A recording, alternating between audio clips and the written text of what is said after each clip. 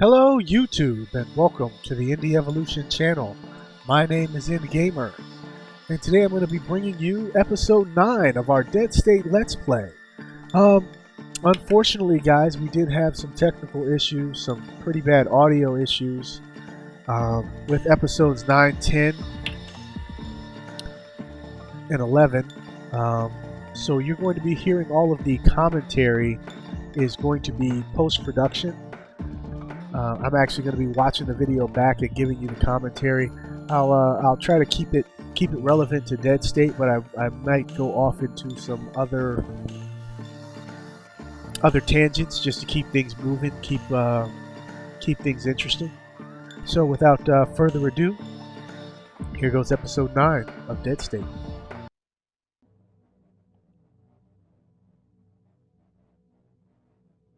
We kind of picked up here a little bit after where we actually left off in episode 8.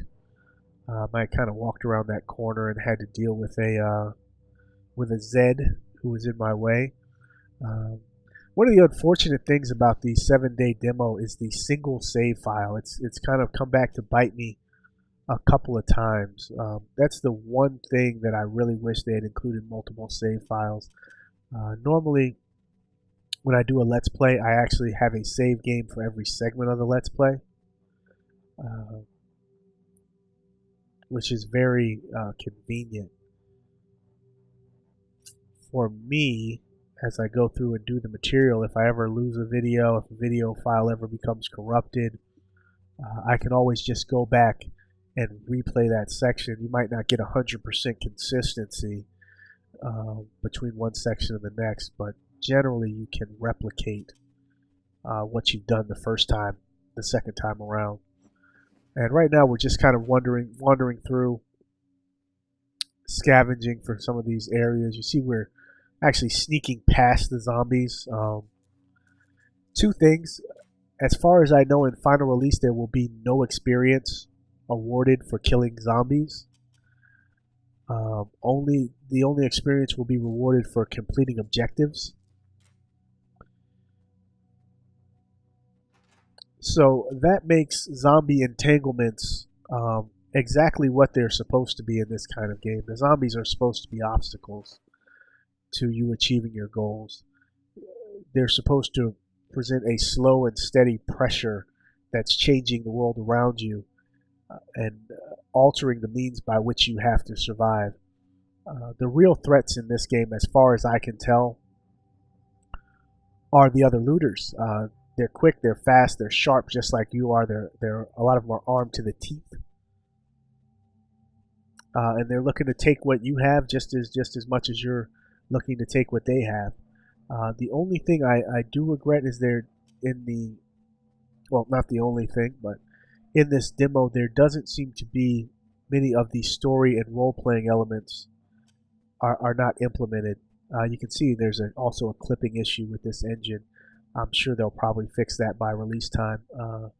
In the actual turn-based combat phase of the game, that doesn't occur. You can't just walk right through vehicles, so they do have weight in that phase of the game. However, during the open sequences, the quote-unquote live-action sequences, you can actually walk right through quite a few of the solid structures, or at least the vehicles.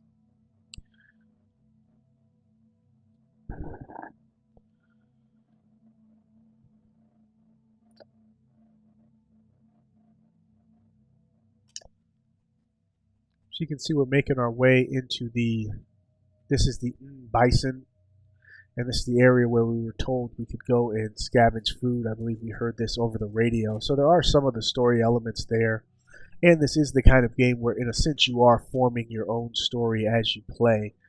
But I do believe there's more to the RPG side of this game that isn't implemented yet. There are no awards as far as experience, so there really isn't any character development as of yet.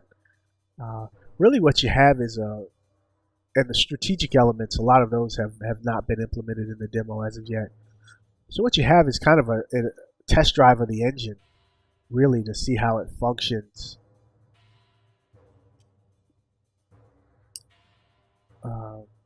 on a large sampling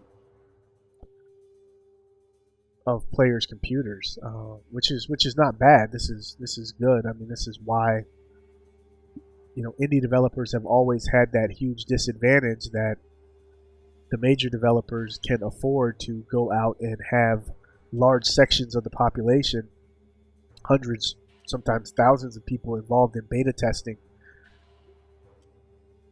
for their games, and thereby they can always release a more stable product. That's not always the case with AAA games. It's not always the case with big-time developers, but the means have been there for them, and the means have not been there for indie developers. So Steam Early Access is really providing a service for the gaming community at a profit, at a profit, that's allowing some of these different ideas and some of these different takes. I mean, how many zombie games are out there? How many are like Dead State? How many times have you been playing a zombie game and you said, I wish it was this way? And I think a lot of us who have followed this game, this is what we asked for. In a lot of ways, it's never going to be 100% what you ask for. What I generally tell people, if you want that perfect game that is everything that you ever wanted in a video game, go down to Barnes and Noble, start learning C#, C++ if you really want to torture yourself, I guess, and learn a programming language from the late 60s. That's actually, oddly enough, I'm not a video game programmer. I just know a little bit about programming. Most AAA video games and your CryEngine and your high-end video game engines, they're actually still written in that old C++, that 1960s, maybe early 70s, late 60s computer programming language. It's still in use. It's the video game industry in a lot of ways has kept that language alive. But modern day C# is a Microsoft equivalent to it that allows you to do XNA, which is for Xbox Live. I guess XNA is now defunct now that they've moved on to Xbox One, but I'm sure there'll be some other framework associated with it. So, if you're looking for that perfect game, feel free to, Unity 3D, C#, Blender, and have at it. But this game gave a lot of people what they were asking for in a zombie game, and I think a lot of it comes down to movie fans wanting that, and not just movie fans, but fans of shows like The Walking Dead, where we wanted to have that survival community feel, that we're a group of people surviving, and I'm managing this community. And I think the more of that aspect that they can bring in, the better off they'll be. And there's a lot of places to pull from in zombie lore. I mean, even Frankenstein was a zombie, if you really look at it. So there's a lot of places they can pull from. I think they pulled kind of more from the ghouls of the George A. Romero films, which I think is a great place to pull from. I'm a big fan of Romero. I'm a big fan of his work.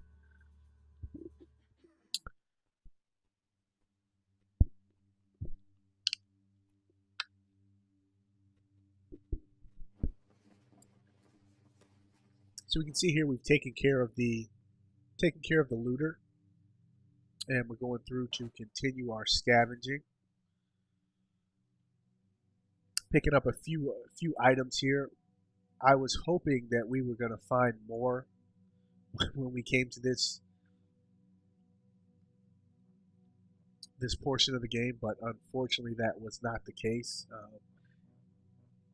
The radio message did make this sound as if this would be the quote-unquote mother load of food, and it really, you get a thing of mayonnaise and some ketchup. I mean, so it was a little disappointing to come to this point and not really find much of anything.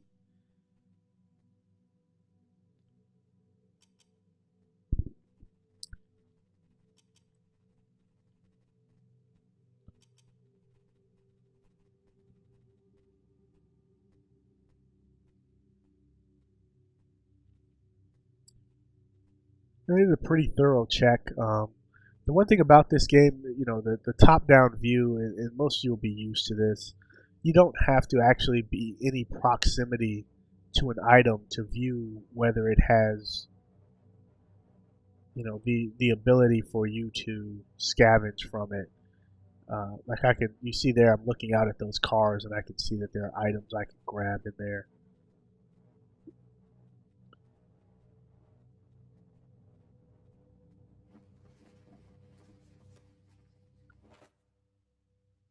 Sorry, ketchup, mayonnaise, and a bag of chips.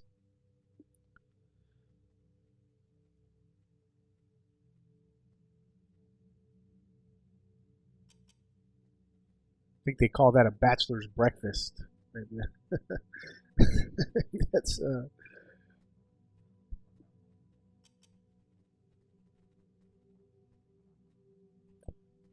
So we're going to be making our way out of here. I will probably go ahead and use my lockpick. Just sort of on a side note, when character creation does become available as part of the game, right now you're using a character called Brian DoubleBear. So you start with a character who has melee and mechanical skills, which are actually just what the doctor ordered for the beginning of this game. You're going to want to make sure, more than likely, that you do give your lead character some kind of combat ability, because your away parties, your away teams, cannot leave without you. And that's just one of the gamey elements of the game, is that you will always be with the party that's going out to scavenge. You could make your character, like I don't use Renee a lot in combat. I kind of let her hang back because she is our only medic. So you don't want to get caught in that kind of catch-22.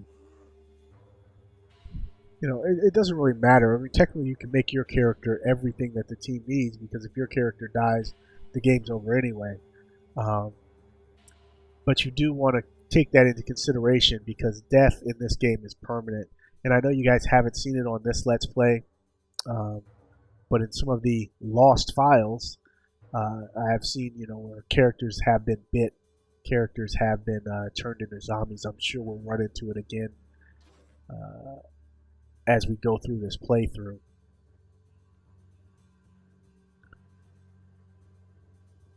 Because there are some pretty difficult combat sequences. I mean, most of what you see combat-wise is just, one zombie, we catch him alone, we hack him to pieces, and we move on.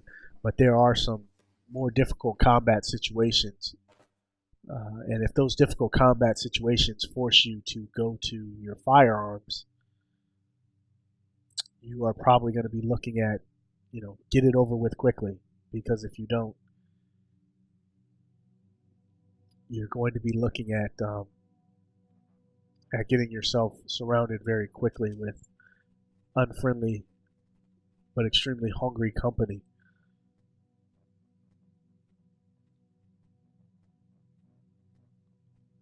And it looks like Renee and Joel are doing a little dance there. And at this section on our way to the Bison, we had passed that old church. In the next episode, we're going to be shooting in that direction to go find out what there is to find at the old church. Classic zombie movie conventions say that this is going to be a pretty crowded area. But you never know. Maybe the church held strong, and there are other survivors in there that we can rescue, other survivors that we can interact with. That's a portion of the game that I'm really looking forward to. Is building my group of survivors with different people with different levels of skill, and so that while we're out here, we have more people in the shelter, building up the shelter to the next level. Because as you can see, the very close items are running thin. And pretty soon we're going to have to start venturing out further and farther. We're going to have to start getting more of a self-sustaining shelter. That's goal one. and also to rescue any stragglers we might find out there. So far we haven't been able to interact with anyone. But next episode, that's going to be episode 10. We're going to be going to the old church. Guys, in Gamer, Indie Evolution channel, Dead States, 7-day demo. See you then. Click the link at the bottom of the screen to move to the next video. Thanks, guys, and you take her easy out there.